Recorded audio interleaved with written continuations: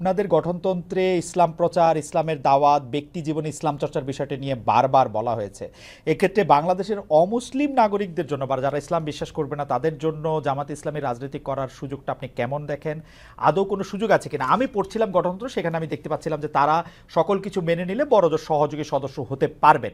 এটা বাংলাদেশের সংবিধানের সাথে সাংঘর্ষিক হবে না? বাংলাদেশের সংবিধান বলছে সবার জন্য অধিকার সমান হবে, কিন্তু আপনারা বলছেন যে মানে তারা আসলে একটা নির্দিষ্ট পর্যায় পর্যন্ত শুধু যেতে পারবে। এইটাকে আপনি একটু সাংঘর্ষিক মনে করেন এটা কিনা? এটা এটা আপনার একটা ভাইটাল কোয়েশ্চেন, অবশ্যই হুম, গুরুত্বপূর্ণ প্রশ্ন। হুম, হুম, দেখেন, আমরা তো কাউকে ইম্পোজ করব না। আমাদের আদর্শটা গ্রহণ করতে এবং দলে আসতে আমরা ইম্পোজ করব না, কিন্তু দলের দরজা তাদের জন্য বন্ধ করা যাবে না।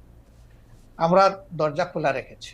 প্রয়োজনে গঠনতন্ত্র তো আল্লাহর কোরআন না, কোরআনের আলোকে রচিত। হুম, হুম, কোরআন পরিবর্তন করা যায় না, কিন্তু গঠনতন্ত্র পরিবর্তন করা যায়। আমাদের গঠনতন্ত্রের দেখেন যে 22-23তম সংস্করণ পর্যন্ত হয়তো আছে, আপনি পাবেন। রাইট।